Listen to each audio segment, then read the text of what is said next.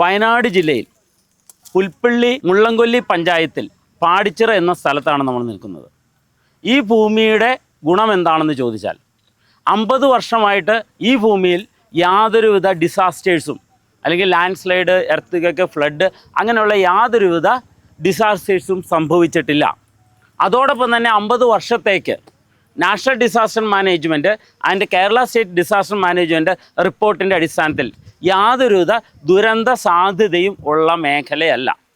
കാരണം പശ്ചിമഘട്ടത്തിൽ ചെയ്യേണ്ട ഒരു കൃഷിയാണ് ചന്ദനം. പലരും സ്വന്തം നാട്ടിൽ ഏകദേശം സമുദ്രനിരപ്പിനോട് ചേർന്ന സ്ഥലം അവിടെയൊക്കെ ചന്ദനം നടുന്നുണ്ടാവും. പക്ഷേ കാതലുണ്ടാവണമെങ്കിൽ ഫസ്റ്റ് ക്വാളിറ്റി ഹാർഡ്വുഡ് എന്ന് പറഞ്ഞാൽ വിലായത്ത് ബുദ്ധ എന്ന ഫസ്റ്റ് ക്വാളിറ്റി ഉണ്ടാവണമെങ്കിൽ അതിൽ oil content 6 to 12% oil content ആ വുഡിൽ, ഹാർഡ്വുഡിൽ ക്രിയേറ്റ് ചെയ്യപ്പെടണമെങ്കിൽ ആ ഓയിലെടുത്ത് മെഡിസിനൽ പർപ്പസിലേക്ക് കൺവേർട്ട് ചെയ്യുമ്പോൾ അതിൽ ആൽഫ ബീറ്റ കണ്ടൻറ്റ് 50 to 55% ഉണ്ടായാൽ മാത്രമാണ് ഇത് ഫസ്റ്റ് ക്വാളിറ്റി ആവുകയുള്ളൂ. അങ്ങനെ ഫസ്റ്റ് ക്വാളിറ്റി ആവുന്ന ലോകത്തിലെ ഏക ഭൂപ്രദേശമാണ് പശ്ചിമഘട്ടം. ആ പശ്ചിമഘട്ടം ഏറ്റവും കൂടുതലുള്ള സംസ്ഥാനം കേരളമാണ്.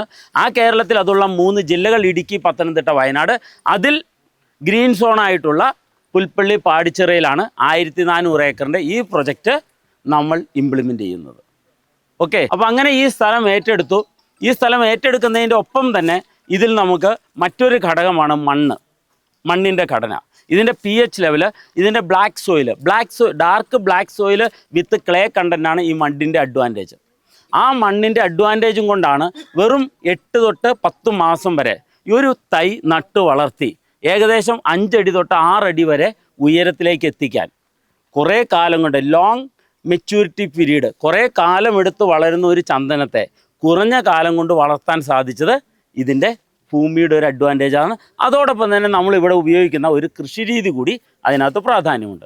അടുത്ത കാര്യം, ആളുകൾ പറയും കുറേ കാലമെടുക്കും ചന്ദനം വളരാൻ, അല്ലേ? നമുക്ക് അവിടെ നിന്ന് തുടങ്ങാം. അത് പറയുന്നത് ശരിയാണ്, കുറേ കാലമെടുക്കും. ലോങ് മെച്യൂരിറ്റി പീരീഡുള്ള ഒരു സ്പീഷ്യസാണ് സാൻഡൽവുഡ്. ആ സ്പീഷ്യസ് ഷോർട്ട് മെച്യൂരിറ്റി പീരീഡ് അല്ലെങ്കിൽ കുറച്ച് കാലം കൊണ്ട് ചെയ്യുന്ന ഒരു കൃഷി രീതി ഡെവലപ്പ് ചെയ്തു. നമ്മളല്ല ഡെവലപ്പ് ചെയ്ത് സെൻട്രൽ ഗവൺമെൻറ് ഇൻസ്റ്റിറ്റ്യൂട്ടായ IWST, institute of wood science and technology, ബാംഗ്ലൂരാണ് ഈ ഇൻസ്റ്റിറ്റ്യൂട്ട് ഉള്ളത്. മരങ്ങളെക്കുറിച്ച് പഠിക്കുന്ന സെൻട്രൽ ഗവൺമെൻറ് ഇൻസ്റ്റിറ്റ്യൂട്ടാണ്.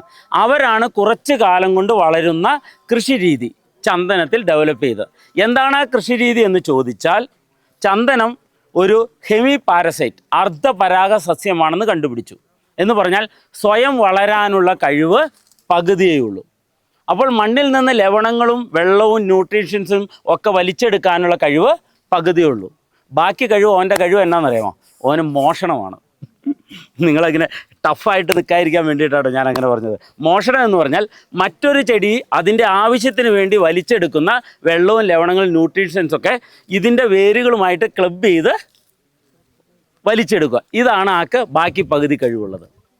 ഈ കഴിവ് ഏതൊക്കെ ചെടിയുടെ വേരിൽ നിന്നാണ്, റൂട്ടിൽ നിന്നാണ് സാധിക്കുന്നതെന്ന് ഗവേഷണം ചെയ്ത് അതിന് പറ്റിയ ഹോസ്റ്റ് പ്ലാന്റുകൾ ഡെവലപ്പ് ചെയ്തു. അതിനാണ് ഇതിൻ്റെ കൂടെ നട്ടിരിക്കുന്ന പൊന്നാങ്കണ്ണി ചീര, ഇതിൻ്റെ കൂടെ നിൽക്കുന്നത്. ഇത് ടെമ്പററി ഹോസ്റ്റാണ്, ഇത് ഇൻ്റർമീഡിയറ്റ് ഹോസ്റ്റാണ്. ഇനി ഇതിന് ശേഷം പെർമനൻറ്റ് ഹോസ്റ്റ് എന്ന് പറഞ്ഞൊരു ഇതും വരും 2 വർഷത്തിന് ശേഷം. ഇങ്ങനെ ഒരു ഹോസ്റ്റ് പ്ലാന്റ് സംവിധാനത്തിലൂടെയാണ് ഈ മരം വളർത്തി എടുക്കേണ്ടത്.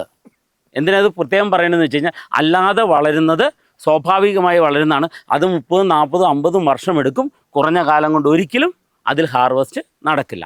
അപ്പോൾ ഈ കൃഷി രീതി കൃത്യമായിട്ട് ചെയ്താൽ നമ്മൾ വളർത്തിയെടുക്കാൻ സാധിക്കും. ഇനി അടുത്തൊരു വെല്ലുവിളിയാണ്, ഈ വളർത്തിയെടുക്കുന്നത് നമുക്ക് സംരക്ഷിക്കാൻ സാധിക്കുമോ? ഇല്ലേ? നിങ്ങളുടെ എല്ലാം ഉള്ളൊരു ചോദ്യമല്ലേ ഇത്?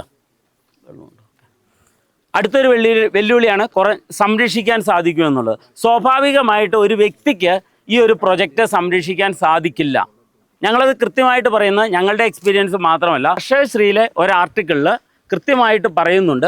ദുരൈസ്വാമി എന്ന് പറഞ്ഞൊരു വ്യക്തി 14 വർഷം കൊണ്ട് 10 ഏക്കർ സ്ഥലത്തേക്ക് മുടക്കേണ്ടി വന്ന് എത്ര രൂപ? 5 കോടി രൂപ അദ്ദേഹം മുടക്കേണ്ടി വന്നു. അപ്പോൾ 5 കോടി രൂപ മുടക്കിയാണ് അദ്ദേഹം 14 വർഷം കൊണ്ട് 10 ഏക്കർ സ്ഥലത്തെ കൃഷിക്ക് സെക്യൂരിറ്റി സിസ്റ്റം ബിൽഡ് ചെയ്തത്. ഇപ്പോൾ സാധാരണക്കാരനെ കൊണ്ട് പറ്റും 5 കോടി രൂപ മുടക്കാൻ? ഇല്ല. അപ്പോൾ 10 ഏക്കർ സ്ഥലത്ത് അദ്ദേഹം സംരക്ഷിച്ച സ്ഥലത്ത് അദ്ദേഹം തന്നെ എഴുതിയിട്ടുണ്ട് 300 കോടി രൂപയുടെ മുതൽ അതിൻ്റെ ഉള്ളിലുണ്ടെന്ന് അദ്ദേഹമല്ല, തമിഴ്നാട് ഫോറസ്റ്റ് ഡിപ്പാർട്ട്മെൻറ്റ് വന്ന് ഈ മരങ്ങൾക്ക് നമ്പർ ഇട്ടപ്പോൾ അതിൻ്റെ വാല്യൂ അസൈൻ ചെയ്ത് അതിൻ്റെ എസ്റ്റിമേഷൻ ചെയ്തിട്ട് പോയിട്ടുള്ളതാണ്. ഉള്ള സ്ഥലം തിരുപ്പൂരാണ്. സമുദ്രനിരപ്പിൽ നിന്ന് 347 ഉയരമാണ് ആ ഭൂമിക്ക്. അപ്പോൾ അവിടെ സെക്കൻഡ് ക്വാളിറ്റി വുഡിന്, സെക്കൻഡ് ക്വാളിറ്റി മരത്തിന് അത്രയും വിലയിടുമ്പോൾ സമുദ്രനിരപ്പിൽ നിന്ന് 764 മീറ്റർ ഉയരമുള്ള ഈ ഭൂമിയിലുണ്ടാകുന്ന ഫസ്റ്റ് ക്വാളിറ്റി വുഡാണ്. അതിലും അധികമായി നമ്മൾ സംരക്ഷിക്കേണ്ടി വരും. കാരണം കഴിഞ്ഞ ദിവസം നിങ്ങൾ ആരെങ്കിലും ഇന്ന് നിങ്ങൾ ഫ്രഷപ്പിന് വന്നപ്പോൾ പുൽപ്പള്ളി ലെക്സൺ റിസോർട്ടിൻ്റെ ഫ്രണ്ടിൽ നിന്ന് ഒരു മരം മുറിച്ചുകൊണ്ട് പോയി. 18 വർഷം പ്രായമുള്ളൂ. അതിൻ്റെ വലിപ്പം എത്രയായിരുന്നു അറിയാമോ? 2.5 അടി. 2.5 അടി എന്ന് വെച്ചാൽ 30 ഇഞ്ച് എന്ന് പറഞ്ഞാൽ 72-75 സെൻറ്റിമീറ്റർ. 40 കിലോ കാതലുണ്ടായിരുന്നു എന്നുള്ളതാണ് അത് കേസ് എഴുതി വെച്ചിരിക്കുന്നത്. ഫോറസ്റ്റ് കൺസർവേറ്റർ കേസ് എഴുതി വെച്ചിരിക്കുന്നത് 40 കിലോ കാതൽ മോഷണം പോയി എന്നുള്ളതാണ്. 1 കിലോ കാതലിൻ്റെ വില എത്രയപ്പോൾ? 20 തൊട്ട് 25 രൂപ, 25,000 രൂപ വരെ 1 കിലോ കാതലിനുണ്ട് ഇല്ലേ? അപ്പോൾ 40 കിലോ കാതലെന്ന് പറയുമ്പോൾ തന്നെ 10 ലക്ഷം രൂപയുടെ മുതലാണ് മോഷണം പോയത്. ഒരു മരത്തിൻ്റെ വിലയാണ് പറയുന്നത്. അതുപോലെ ഗവൺമെൻറ് ഇന്ന് കൃത്യമായിട്ട് ഇത്രയും വില ഈ മരത്തിന് കൊടുക്കുന്നുണ്ട്. അപ്പോൾ സംരക്ഷണം എന്നുള്ളത് നമ്മളെ കൊണ്ട് സാധിക്കില്ല. അതിനുവേണ്ടി സ്മാർട്ട് ഫോറസ്റ്റ് എന്നൊരു പദ്ധതി സെൻട്രൽ ഗവൺമെൻറ്റും IWST ഇൻസ്റ്റിറ്റ്യൂട്ടും അതോടൊപ്പം തന്നെ അഗ്രികൾച്ചർ ഡിപ്പാർട്ട്മെൻറ്റും ഹിറ്റാച്ചി ഇന്ത്യ പ്രൈവറ്റ് ലിമിറ്റഡും കൂടി സംയോജിപ്പിച്ച സ്മാർട്ട് ഫോറസ്റ്റ് വിലയുള്ള മരങ്ങളെ സംരക്ഷിക്കുന്ന ഒരു പദ്ധതി ആസൂത്രണം ചെയ്തു. ആ പദ്ധതി IWSTയുടെ ഈ പ്രൊജക്റ്റുമായിട്ട് മുന്നോട്ട് പോകുന്നവർക്ക് ആ പദ്ധതിയിലുള്ള ഈ IoT സെൻസേഴ്സിൻ്റെ സംവിധാനത്തിലൂടെ സെക്യൂരിറ്റി സിസ്റ്റം ബിൽഡ് ചെയ്യും. അപ്പോൾ ബേസിക് സെക്യൂരിറ്റി ആയിട്ട് സെക്യൂരിറ്റി വാള്, CCTV ക്യാമറ, ഇലക്ട്രിക് ഫെൻസിങ്. നിങ്ങൾ അവിടെ ഒരു 20 അടി പൊക്കത്തിന് പൈപ്പ് നിൽക്കുന്നത് കണ്ടില്ലായിരുന്നോ? ഒരു പൈപ്പ് 20 അടി പൊക്കം. ആ പൊക്കത്തിന് ഇലക്ട്രിക് ഫെൻസിങ് ആണ് നമുക്ക് വരുത്താനുള്ളത്. 5 വർഷത്തിന് ശേഷം നമ്മൾ സെക്യൂരിറ്റി സിസ്റ്റം അവിടെ സ്റ്റാർട്ട് ചെയ്താൽ മതി. അതിന് ഇന്ന് തന്നെ അതിൻ്റെ കൺസ്ട്രക്ഷൻ സ്റ്റാർട്ട് ചെയ്തിട്ടുണ്ട്. പിന്നെ CCTV camera, security dog, security guard, ഇത്രയും സംവിധാനങ്ങളാണ് ബേസിക്കായിട്ട് നമ്മൾ പ്രൊവൈഡ് ചെയ്യുന്നത്. ഗവൺമെൻറ് പ്രൊവൈഡ് ചെയ്യുന്നത് എവരി ട്രീസ്, ഇൻഡിവിജ്വൽ മരങ്ങൾ സംരക്ഷിക്കുന്ന സിസ്റ്റവും അതിനുശേഷം അഗ്രോ ഫോറസ്ട്രി സെക്ടറിലുള്ള മരങ്ങൾക്ക് ഇൻഷുറൻസ് കവറേജുമുണ്ട്. യുണൈറ്റഡ് ഇന്ത്യ എന്നുള്ള കമ്പനികൾ ഇൻഷുറൻസ് കവറേജ് കൊടുക്കുന്നുണ്ട് അഗ്രോ ഫോറസ്ട്രി സെക്ടറിലുള്ള മരങ്ങൾക്ക്. കാരണം സ്പീഷ്യസ് ആയിട്ടുള്ള മരങ്ങളെ സംരക്ഷിക്കുക എന്നുള്ള പദ്ധതിയിലൂടെയാണ് കവറേജ് ഉള്ളത്. 12 മാസത്തേക്കുള്ള ഇൻഷുറൻസ് കവറേജുകളും ഉണ്ട്. ഓക്കെ, അങ്ങനെ സംരക്ഷിച്ച് കൊണ്ടുവരുമ്പോൾ 10 to 15 ഇയറിന് ശേഷം ഹാർവെസ്റ്റ് ചെയ്താൽ ഇന്നൊരു മരത്തിന് കിട്ടുന്ന റേറ്റ് 7 ലക്ഷം രൂപ തൊട്ട് 8 ലക്ഷം രൂപ വരെ. അത് വില വെറും 20-25 രൂപ വിലയുള്ളപ്പോൾ, ഇതൊരു 40 കൊല്ലം മുമ്പുള്ള വില, 1 കിലോയുടെ വില വെറും 20 രൂപ. 2008 1 കിലോയുടെ വില എത്രയാ? 3000 രൂപ. അതിൽ നിന്ന് 15 വർഷം കഴിഞ്ഞപ്പോൾ 7.5 മടങ്ങ് വർദ്ധിച്ച ഇപ്പോൾ 20-25,000 രൂപ വന്നിട്ടുണ്ടെങ്കിൽ വെറും 4.5 മടങ്ങ് വർദ്ധിച്ചാൽ 1 ലക്ഷം രൂപ 1 കിലോയ്ക്കാകും എന്ന് പറയുന്ന നമ്മളല്ല, ഗവൺമെൻറ് ഓഫീഷ്യൽസാണ്. കാരണം ഇന്ന് ഏറ്റവും കൂടുതൽ ആവശ്യമുള്ള ഒരു വസ്തുവായിട്ട് ചന്ദനം മാറി. അപ്പോൾ നിങ്ങൾ പറയുകയാണ് ഞങ്ങൾക്കൊന്നും ആവശ്യമില്ല സാറേ.